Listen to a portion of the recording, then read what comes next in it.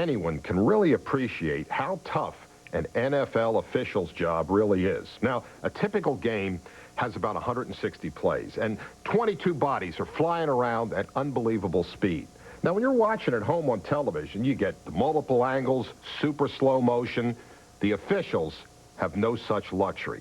Now, as if all of that weren't enough, throw in 70,000 screaming fans, a couple of irate coaches on the sidelines, and the knowledge that even one mistake could cost the team a chance at the playoffs.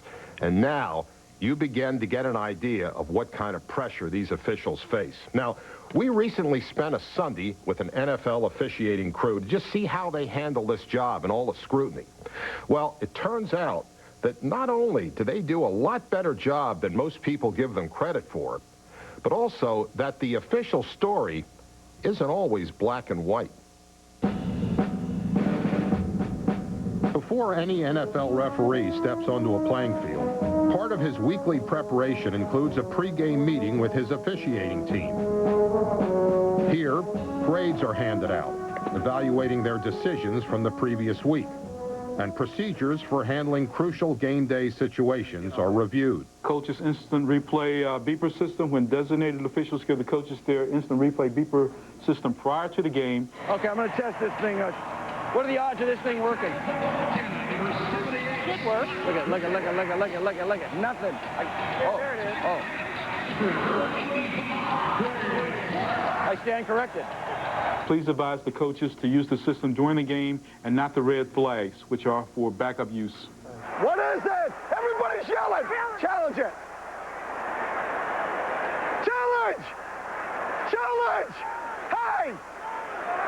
Hey! I'm challenging! Hey!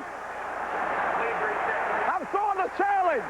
Is there anything anybody wants to look at? Each penalty is scrutinized so that every foul is interpreted the same way. Second quarter, where are you? I recently had a chance to talk to veteran referee Johnny Greer and his crew about the pressures of their unique occupation. Did anybody here as a kid think, I want to be an official? It wasn't something that I consciously made a decision that I wanted to get into. It was just always around. My dad was in the league for 30 years, got into the NFL in 1966. I actually started to officiate when I was in college.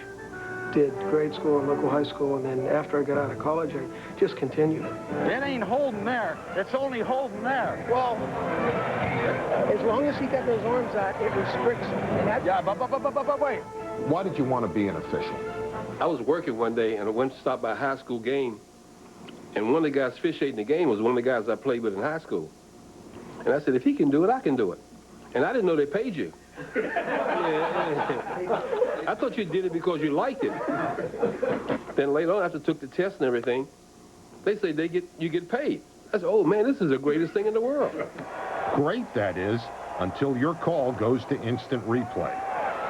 There was a catch, completed catch, right near the ground, then he picked it up and ran it. Now, something you saw with your own eyes is subject to electronic second-guessing.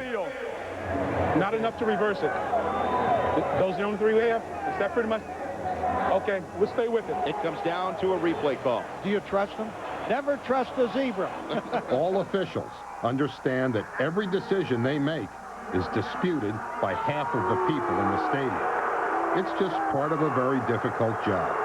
It's like an airline pilot. It's kind of like in cruise control, except for those terrifying moments of taking off and landing. It's very smooth and all, and then all of a sudden there's just a lot of havoc sometimes. Get holding! Holding! Bruce, who's holding you? Who's holding you?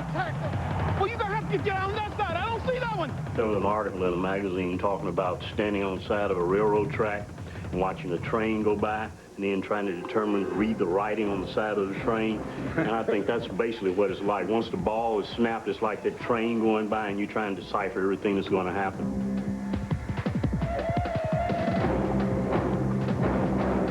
Once they start coming downfield, you're pretty well focused on your key, and then you become up close and very personal. Guess who blocks this kick? Gee, I don't know. Take a number. Is it a Raven? No, it's a striped shirt. Watch this, right in the official's face. He hit him right in the head. Now here's the ump cam. Here comes the ball. Oh, yeah. How about that one? That's ump cam. That is a cameraman selling out. When you see our films, there's always a section where the refs are getting hit. It's, You know, I was going to ask you about that black eye. Did that happen in a game? I met Levine Kirkland, and as he whipped around, he caught me with a face mask and his helmet right on the cheekbone. He ran through me, I ran through him, and I was dazed for about 3 plays. I wasn't sure whether I was coming or going.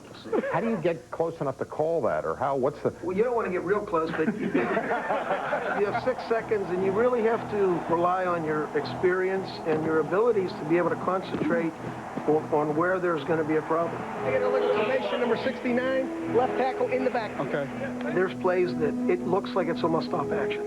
I mean, it looks like an 8x10 sitting in front of you, and you're watching it frame by frame by frame. It speeds up for the teams and for everyone else, but we have the ability to slow it down. I tell people that, and they think I'm crazy when I tell them that. You do. You get to the point where you start to see things in slow motion. You get that end running full speed, and now he tap right at the end line, and it's over. But you have slowed it down so much that you actually see it in slow motion.